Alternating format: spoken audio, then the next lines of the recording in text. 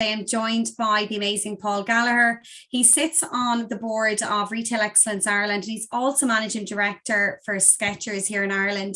And before we just hit the button there, me and Paul were having a really interesting conversation about the high street retailers and making it more accessible for businesses in the retail format to get people back into the city centres.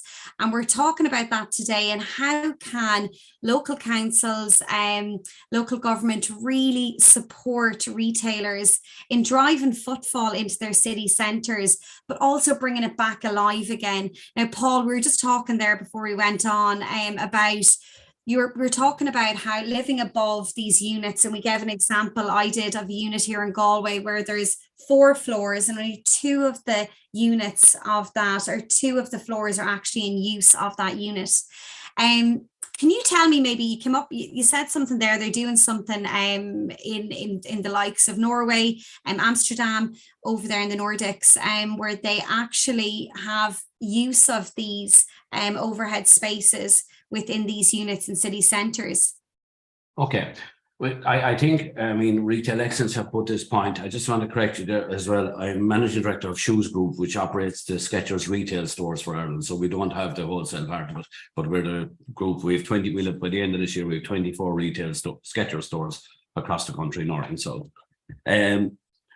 Retail Excellence have made representations to the minister, the current one, Mr. Redmond, and Damien English before him. And we have said that, the over the store retail premises is lying idle in a vast majority of places, all across from Tralee to Castlebar to Cork to Dublin, Galway, Limerick, Waterford. It's just unbelievable. Now, we're so tight on accommodation in this country, particularly in the wave of, the wake of the UK train crisis and so on. Yeah. It's low-hanging fruit. Right. Yeah. And why aren't we availing of all this accommodation that's on our high streets? Now, the answer seems to be, every time we Retail Excellence have challenged this, is it's fire officer laws or fire regulations or whatever. Now, I'm not saying or suggesting in any shape or form that we become reckless with fire rigs or or any sort of safe practices. But if you look at across Denmark and particularly Holland and so on across Europe, Central Europe, they've availed of this. And the policy was in, I think it was in Amsterdam, what they were doing is they were giving a slight grant of a year or two's rent relief. So if you revamped an apartment or flat over a shop, you got, the first year or second year's rent tax-free or whatever to contribute towards revamping your flat. So what it did is it regenerated city centres, town centres, made the place safer to live in, brought families back into town, and brought, we have a huge influx of tech and pharma people and so on. And they don't want to live an hour and a half away. They want to live in town. They want to meet their friends. They want to walk into the city centre. They want to walk around to the coffee shop, the tapas bar, the pub, wherever they're going. And there's a vibrancy in the city centre, and it will restore a lot of life to a lot of towns and city centres that, first, in some cases, have gone backwards to an extent. The rates is another issue, but if I just finish off on the accommodation overhead issue, is it also helps combat antisocial behaviour. So anywhere that this has been brought in, the crime comes down. It's a safer place to live, and I think that can only be good for city centres. And it'd be great to see the city centres buzzing back with vibrancy and families living there, and couples walking late at night, and coffee shops open till 8 or 10 o'clock because there's so many people. There's one guy actually in Cork, and he opens till about 8 or 9 o'clock coffee shop, and he's one of the few because they all seem to close at 4 or 5. And he's full of all young people on their laptops, on their iPads, and they're all tipping away, and they're having great crack because on a Tuesday night, maybe they don't want to go to the pub, right? And it's giving them an option, and it's creating a kind of a techie community, and they're all chatting and hanging out. And, I'm all for that. It's also going to solve a problem, like in retail, no more than any other business in the country. It's very difficult the staff situation is challenging, right? Because we effectively full employment, right? And I heard story recently about a guy who turned down a very good lucrative job in Dublin because he couldn't get accommodation that he could afford within about 40 minutes of the place. So he ended up staying in Drogheda where he was working. There's lots of different repetitions of stories like that across a lot of towns, but if there's a little bit of joint of thinking here that the government should really look at, if the fire eggs can operate in all these very modern countries, why can't we work the same? There is no reason. It just we need to stop saying what we can't do and start thinking about what we can do, right? Be grateful for what we have and work on it. And we're an incredibly creative nation. We bounce back from COVID. We bounce back from terrible recessions. We can do it, but we have to have a can-do attitude. And then the government, it seems to be kicked down the road attitude, right? Well, I mean, the HSE, did a fine job with, when they were forced with COVID. Now you see what RT is, what the opposite can be. Now the HSE is very extravagant in how it's spent, and maybe spent too much at COVID. But people need to be accountable. There needs to be accountability within the government. Someone needs to say, I'm brave enough to take this on. And right now, there's a huge lack of bravery in leadership in the government to have, I suppose, the Leroy's to take this on board, right? They really need to look at this. This is low-hanging fruit. We don't need platitudes. We don't need all the stories and the nonsense. Oh, we're looking at it. They don't need to look at it. They need to do something about it, right? And we could, the number I was given was that within a couple of mile radius of the Dublin city centre, there's 50,000 of these properties available. Look what that would do in a heartbeat, right? And then you take that and transfer it across Cork, Galway, Limerick, all across the country. It's incredible, the opportunities to solve what is a real and serious crisis for accommodation at the moment. And it's also beginning to hinder new foreign direct investment coming into Ireland because the lack of accommodation is as challenging. The staff we can bring in from abroad, there's a lot of that going on, and that's okay, and I'm all for that too. And I think the integration is healthy and good for the economy, but we need somewhere for them to live that they can afford.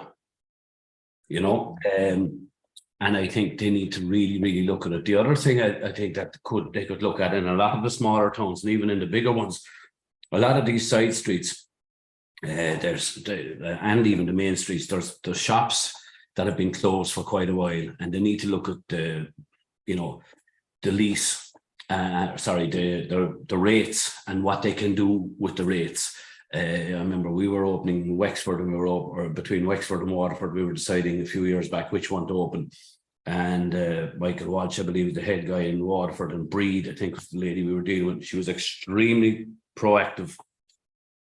We met her at a Retail Excellence conference, and so they actually did an incentive for us to open in Waterford, and we did, right? And we're there 6-7 years now, I think, at this stage, and so happy we are in Waterford. The landlord was retiring recently, and we actually bought the building. But the incentives we got were the difference between us opening in Wexford and Waterford, because we just said, right, these people are proactive and they want to do business, and we've been employing staff there for the last 7 years on the back of that, and that's just one small store. Some of the stores too, I think there seems to be a very great reluctance to, they allow overhead accommodation in some cases for a small building, we'll say, and they don't allow you, they say that you have to keep the retail or the commercial part for the ground floor.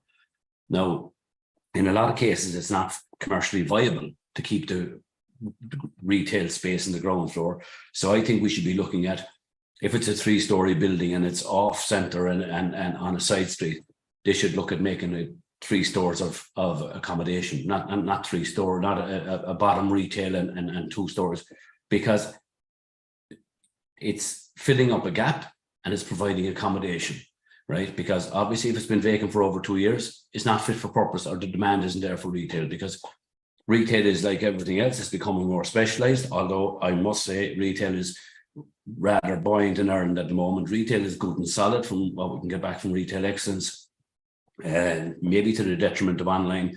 and I think that's particularly since the turn of the year, since Christmas, online seems to have slipped a bit, and bricks and mortar is enjoying good, healthy footfall and a steady economy, despite what a lot of people might like to think about the morning of bricks and mortar and all that. Yeah, there's a lot of retail gaps, but then there's a lot of opportunities for those retail gaps to be filled if people start thinking outside the box, because quite clearly everything that they've been doing prior to this isn't working, right? And I mean, I think it was Albert Einstein said, what's the first sign of stupidity is keep doing the same thing and expect different results, because that's exactly what they're doing. Yeah. Yeah, and it's really interesting. You gave that example of the Waterford, I think, Paul. And do you think that's one option, I think, for them to look at that at, I suppose, at local levels and national as well? How can they make use of attracting retailers into the city centres or into their shopping centres to rejuvenate it again? I think that's really important. We talked about before this kind of piece of, you know, we're big into supporting local, we're big into obviously shopping local, and it was a campaign that I thought worked really, really well through COVID, Paul, to get people to go and really shop nearby. You know, I know with the restrictions, you obviously had that as well, and it worked really well, that campaign. From your perspective, the likes of kind of pop-ups or short-term lets for maybe those smaller retailers, the independent retailers that maybe want to get their foot in the door of the bricks and mortar piece, and they're maybe online. Do you think there's a possibility there? Do you think, what's your take on that? I think that could be the life and soul of how we regenerate a lot of inner cities and towns. I think it's a great idea. I think there's a lot of creative people out there, you know, arts and crafts and you know, hobby shops and tapas and, you know, all the bakeries and you know, little coffee shops with little indigenous ones that do all sort of quirky things, and they're fun and they're you know, and I think they probably can't afford the rates for a pop-up, but I mean, why not give them like, say, a 3 to 6 months rates-free pop-up for anything that's been left there for more than a year and a half or so?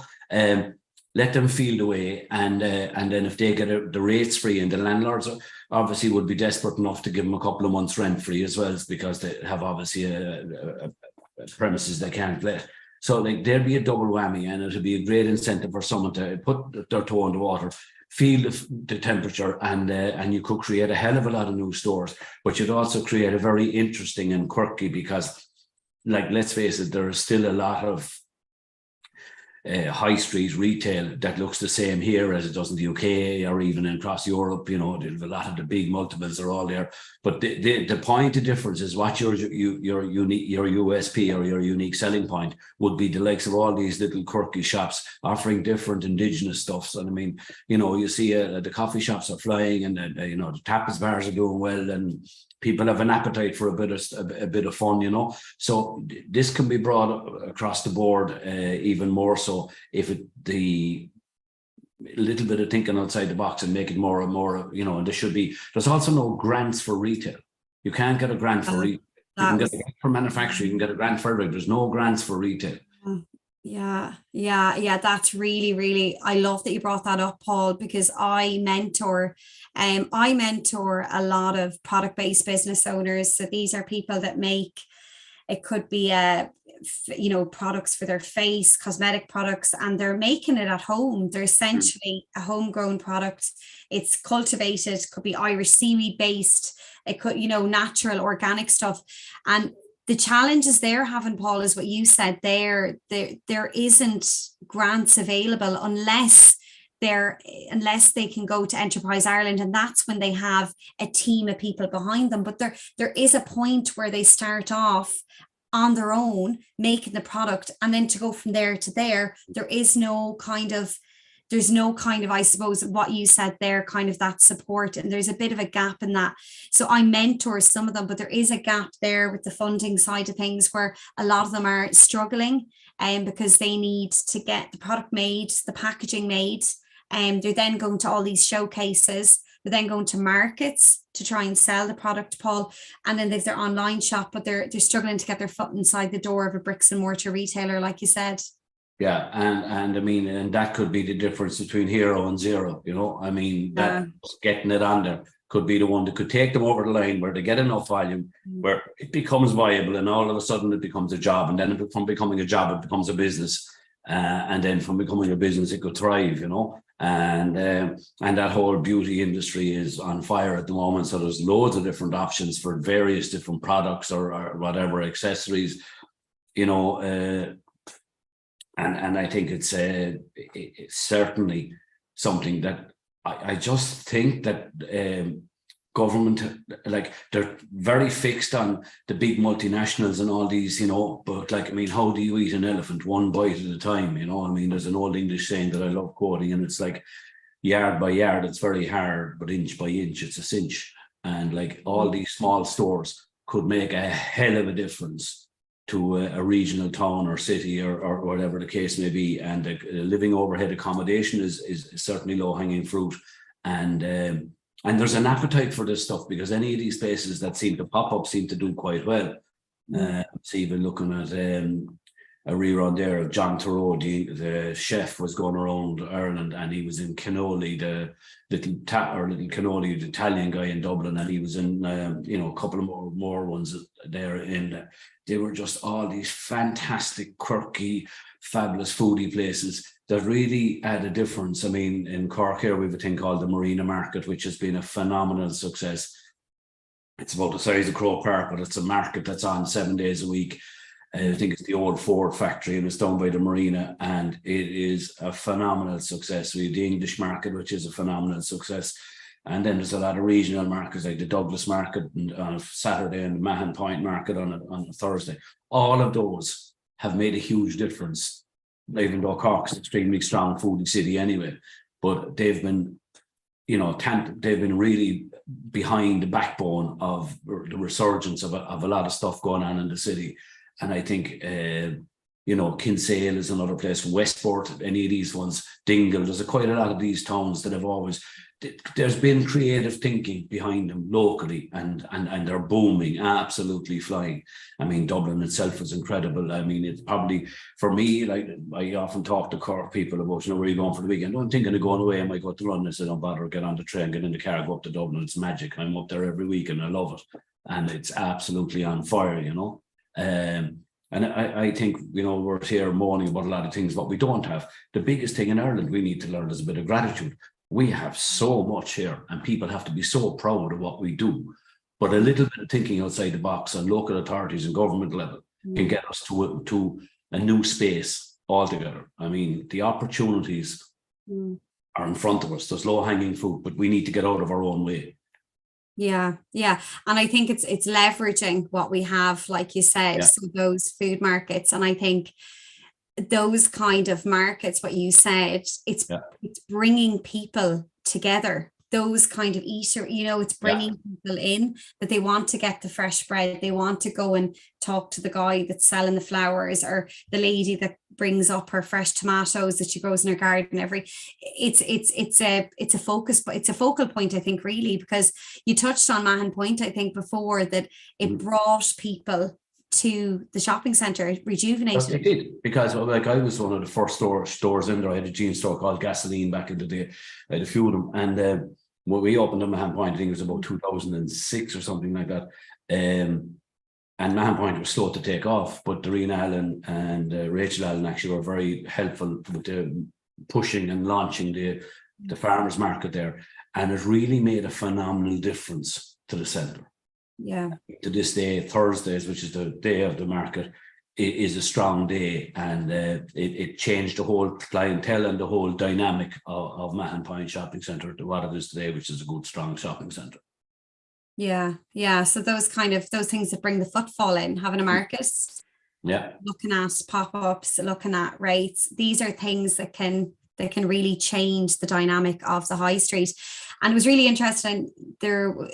I think I heard you having a discussion, and you were on another podcast, and you discussed Matthew Brown, I think, and that you had a discussion around, and I thought it was a really interesting line that I took from that, what you talked about, Paul, which was high streets need to be like shopping centres, and shopping centres need to be like high streets. And I highlighted that one sentence because that rang a bell in my ear. So for years, I used to be a store manager. I used to manage in the Crescent Shopping Centre a franchise brand called ProMod. It was owned by Best Menswear, David and that owned it. And I remember managing that franchise, and exactly what you said there. The Crescent is a perfect example of how, if you can replicate that same energy on a high street, Paul, it just really brings it to life. And what I always used to say in a shopping centre, you're looked after because you have the shopping centre marketing, right? So they'll market the store for you if your sales are down. Go, can you put this up? Can you drive this? But when you're on the high street, you don't have the shopping centre marketing team. You don't have this. You're very much a lone wolf on that high street. So you have to be really creative in driving footfall into your store. Go for it. There's an elephant in the room with the high street, though, we're finding, is I know we're all good about providing cycle lanes and so on and reducing carbon footprint and all that, but people need to get into town. The public service transport is not fit for purpose, and shame on the government, right? Shame on them, right? Nationally, they're 20 years behind where they should be, and they're taking all the cars out of the city centre. But there's no viable alternative for a lot of it. Now, park and ride sounds great, but you look out the window today, it's lashing rain. Park and ride with a family of 4, mum, dad, 2 kids, with brown paper bags in the lashings of rain. What are they supposed to do?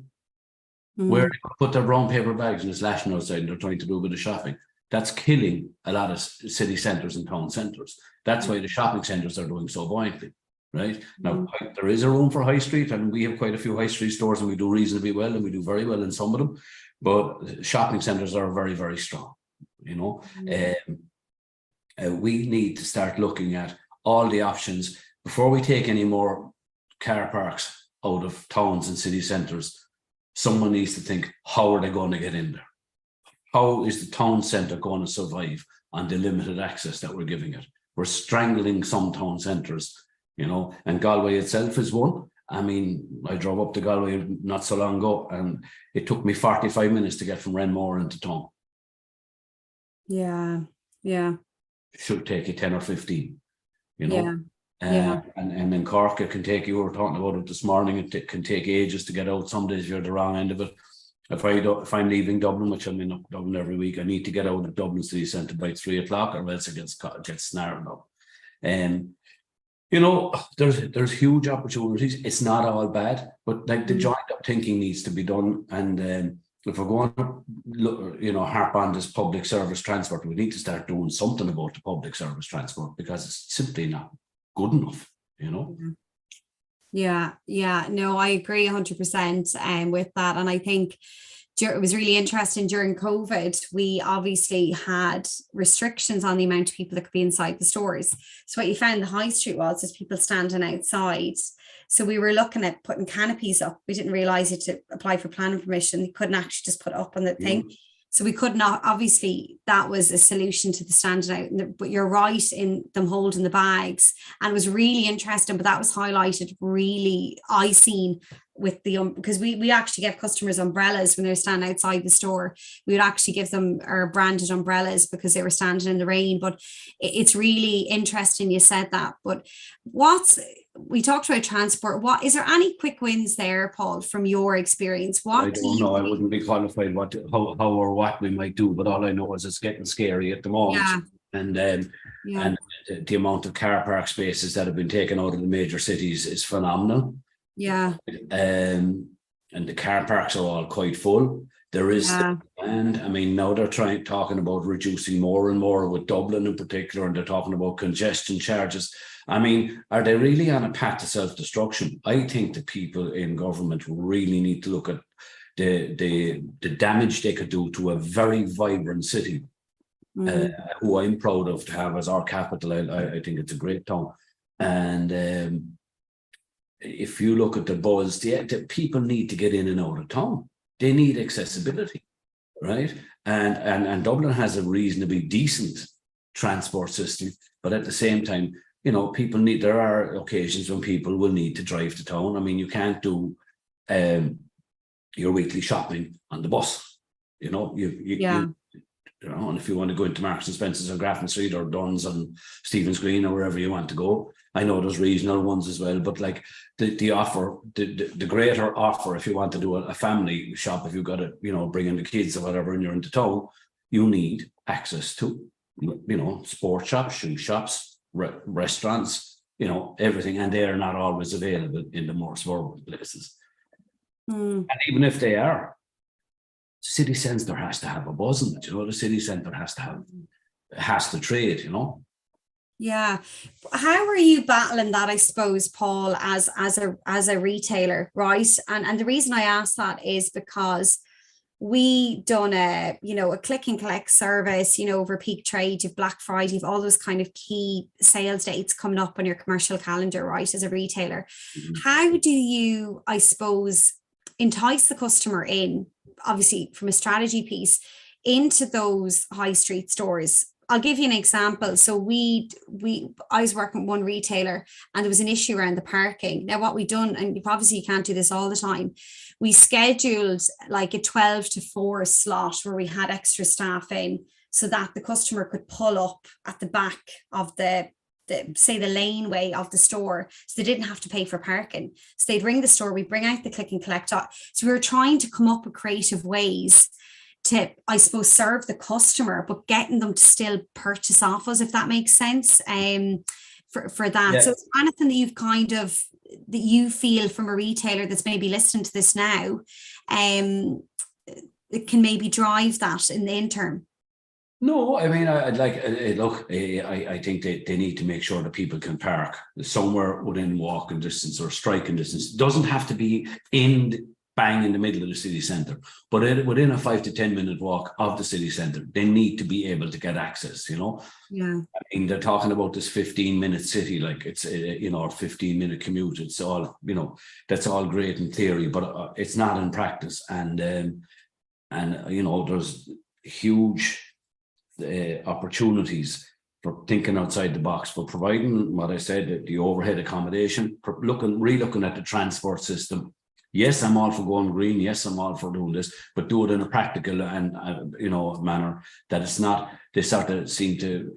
It's all done in one big swoop, and then all the parking is gone, and they've bicycle lanes everywhere. That's great, but I don't see a lot of bicycles in a lot of these bicycle lanes.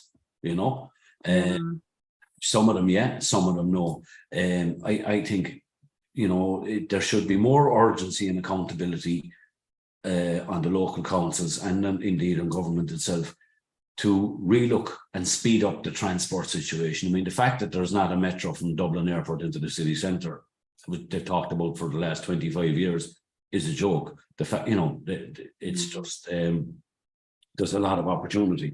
And then there's a lot of, you know, they're talking about, you know, bicycle lanes and public transport and all that. But I mean, a lot of the streets in Dublin or Cork or Limerick or Galway are narrow streets.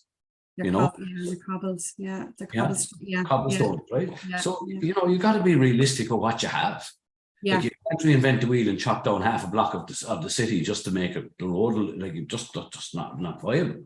So, you know, I don't have the answer, but I think government need to look at it. I mean, and they can certainly take a leaf out of some of the other more modern European cities who have achieved a better balance. I think our balance is a bit lopsided at the moment. Saying that, Henry Street footfall is very good for us. Broad Street in Waterford, we have good footfall. Upper Lane in Cork, we have decent footfall there. Some of our high street stores, but the shopping centres are quite strong for the most part. Parking is a necessity. It's the only one or two. Liffey Valley went backwards, we found last week in particular. With footfall, and I think it's because they've introduced pay parking within the last kind of 6 months or so. Yeah, right? I think that has had a detrimental effect on Liffey Valley. They'll dispute the fact, but my gut feeling and our footfall numbers would say to the contrary, you know. Yeah. And the word of caution there would be, if you're going to start charging for parking, you need to be careful. Yeah. A lot of the shopping centres don't, you know. Or if they do, it's minimal, you know. So that's about it. Yeah. No, it's really interesting. Paul, kind of, obviously you've 23 stores at the moment, isn't it? Yeah, we're opening the 24th in Dundrum in October. In October, okay. That'll be a big flagship. Amazing. How is it kind of, you've come out of COVID, what has been the learning for you as a retailer, as a franchise holder? What are you looking at now, I suppose? What's the vision of the brand for the next kind of 3 years, 5 years? Where do you see it going? Well, Skechers as a brand is on fire at the moment, and thank God we're happy enough. We've been with them since 2010. Yeah. We started in 2010. They were turning 1.8 billion globally. This year they'll turn 8 billion globally, so they're almost 5 times bigger. And people said to us in 2010, we took a chance, Sunil Shah and myself, on opening a store in Henry Street. People said, you're mad, never do, can't work. And, for the first year, it was a bit tough. But after that, we've now heading to 24 stores. We employed 300 plus people. We've won World Franchise of the Year twice in those that intervening period. So for us, we're buoyant about it going forward. On one of the third biggest footwear brand on the planet now, after Nike and Adidas. So, it's phenomenal. And we have a huge broad spectrum, like with golf shoes, running shoes, work shoes. Like in workwear, the number one in America. So we're doing a huge amount of work boots. We sell an awful lot to the nurses and, hospital and the hospitality service. We have all this anti-slip footwear and all that kind of stuff. And we've arch foot and memory foam and all the comfort stuff. So they're on their feet all day. They're working in the pubs and they're working in the nurses in particular. We do an awful lot of business. It's just a comfort shoe, and we're a comfort brand, and we kind of have a very broad appeal. And I suppose comfort is king with Skechers, they're innovative. We've done a lot of stuff there. We've done a collaboration with Jamie Redknapp. We've done one with Mylene Cass, and we're doing different ones with Snoop Dogg, and God knows a whole load of other ones coming up in the moment, and they're all just having a bit of fun. And we did a lot of golf ones. We had Matt Kuchar, we have Matt Fitzpatrick now on the golf, and the golf shoes are flying since we were lucky with him. We took him on we sponsored him, and a couple of months later he won the US Open, so it's happy days. But you can be lucky too sometimes. But no, I'm quietly confident in the Irish economy. We'll have 18 stores in the Republic and 6 in the North. The Republic is in good health, I'd say. I know there's a lot of people saying, yeah, there's expense and the gas bills and all that, and that all seems to be kind of coming down, and there is a little bit of inflation, and you can't ignore that. But hopefully it'll all balance out over the coming year. I know that there's a lot of price reductions now being talked about towards the end of the year, and I think that's going to level itself. What did we learn from COVID? We learned that we were bloody well off, and we didn't know how good we had it until we got COVID. That's what we learned from COVID. and we learned we're to be damn glad for what we have when we come out now. And I went into an appointment to go in to collect something in a doctor's surgery this morning, and I had to go in, and I didn't have to wear a mask, and I didn't have to have all, whatever. And I just said to myself, God above, this is great. It's good to be back to normal. Yeah, amazing. You've 300 staff, Paul. It's a lot of staff. Yeah, we're based in a little island here in Cork. We have 16 in the head office.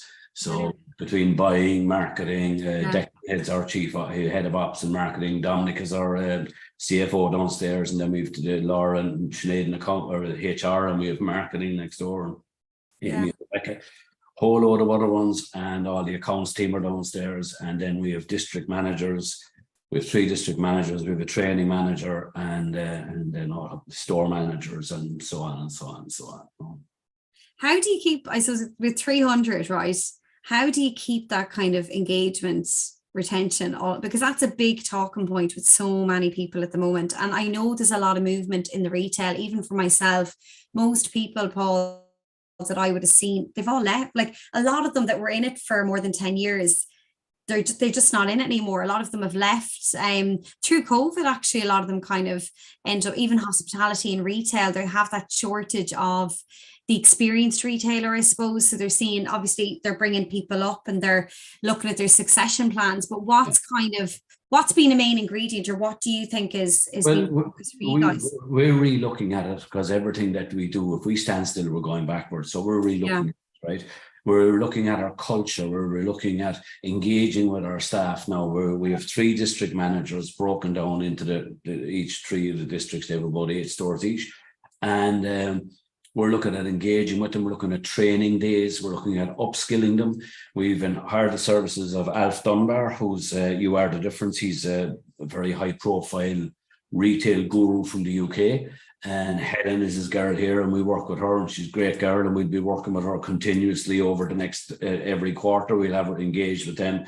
We're trying to make sure the customer gets a very pleasant experience. And don't get me wrong, I am sure there could be plenty of people out there who haven't had a good experience in our store, but I would like to think that there's more people that have. We're trying to make our staff You Are the Difference, because that is the difference, right? And if people are looked after well, we can retain their custom and grow our business with them. We have a phenomenal loyalty card program. We have over 300,000 people on a loyalty card program, which represents 30 to 40% of our turnover every week. Phenomenal figures in there. But we have the people, they get a small bit of discount, they get, first offer at sale and various other different things. We're looking at doing with our staff now, there's a program called Work It, which we're getting them free access to meditation and so on, and mental health issues and lifestyle and, gym things and all sorts of different, we're trying to look out. And we've only started this, and we've got a manager now just starting on the road to help develop company culture, to help develop the training with the 3 district managers, and to see where we can make this as a kind of a community involvement. We're looking at the ways to how we can improve staff conditions and how we can improve, because a happy staff are a healthy staff, and they'll stay, and you'll have better staff retention. They'll probably work better, there'll be more sales. It's a never-ending challenge. A very young population in Ireland, one of the youngest in Europe. 50% of the population of Ireland is under 37 years old. So with that, there's going to be a lot of transience anyway, because people get older, they move on, they do different things. But we like to see, we are now devising this plan that we have devised this plan called, we call it the path to progression. And almost all of our store managers now come through from, some people started at maybe even college kids, and all of a sudden they're running a store, and we have a path to progression. We have 2 of our 3 district managers have been with us more or less for quite a long time, and there's 1 new addition. We have store managers that are there 7 years more. So we've managed to maintain a reasonable amount.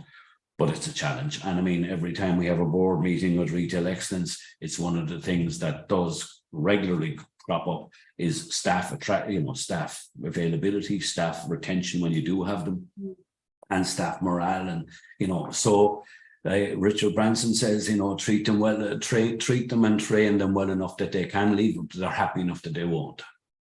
Yeah, it's really, really good. And I was saying, I was at an event there a while ago, and I was saying, if you treated every staff member like you do your best customer, would you have retention issues? As in, if you're treating them as well as what you do your best customer, because from an internal perspective, your staff are your customer. They sell your brand. Even when they leave work, they're going to their friends and family and saying, this is a great place to work. I like working here. There's their brand ambassador without you realizing it. I think sometimes we don't realize that we're all customers. The people working in your shop are your customer just as much as the person walking in the door. Yeah. And they're also your brand ambassador. So it's incredibly important that they're well looked after.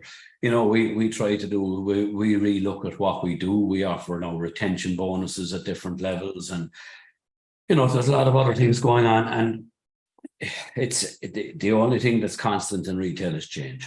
Yeah. Right. Yeah. And we're adapting and trying to be ahead of the curve is the challenge for us, because there's other people competing for those same staff members, and we just, luckily we have a kind of a world famous brand which gives us a bit of an edge, because it's a kind of a nice place to work, and it's nice stuff. It's good shoes and good product, and we have apparel and sunglasses and socks and God knows what else now. So the range is extensive. So most people are going to be interested in something we have, and it makes it easier if you're interested in what you have. Yeah. Any tips? So we're just coming to the end now, Paul. Is there anything that you would say to anyone that is maybe listening to this that wants to support retailers like your own retail business and other retailers, they could be, I don't know, at council chamber level, is there anything that you would say to them? The two, like obviously the rates and what I mean, the cost of rates and what they provide for that rates. Yeah. Right? You know, there's very little provided for the charge rates. They'll tell you otherwise, but I think they could relook at that, the value for money for rates. But then the rates being one issue, but I think the big elephant in the room is the trying to get this living overhead accommodation.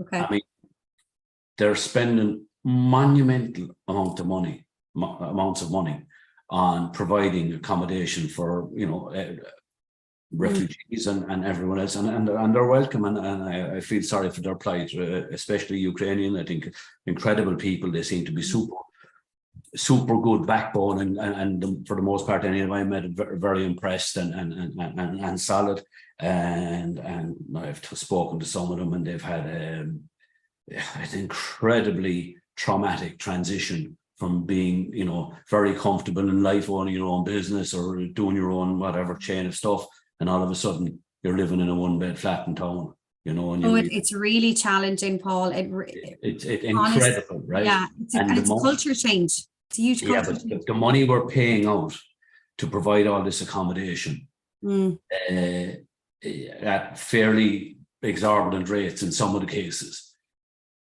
could be much better used if we were providing long-term availability of accommodation over houses or over the stores and all these inner cities, towns everywhere. And it's every single town in Ireland has a bucket of these places. If the government would just wake up and smell the coffee, because we don't need a 5 or 10 year plan. Yeah, we do, grand, but we need a plan now. You know, because if plan A doesn't work and plan B doesn't come into place, because there is no plan A, right? And all they seem to be doing is firefighting, throwing stupid amounts of money at, you know, that premises that aren't viable for long-term accommodation. You know, they've a load of families in sort of warehouse type places and big places, you know, like hostels or whatever they might have been. But that's not viable. Whereas if they had a whole load of different small stores or shops, it'd be cheaper probably anyway to rent these overnight places and get more long-term out of it. But it would free up huge amounts. And then the hotel prices obviously have gone ridiculously high because a lot of the lower end hotel rooms have gone out of the market. Yeah. So I think this should be, like, the government proved that it can work urgently when COVID was here. I think this isn't as serious as COVID, obviously, because it's not, but it's damn near close. Yeah. Okay. That's really good. Thanks, Paul. Thank you for your insights. I appreciate your time.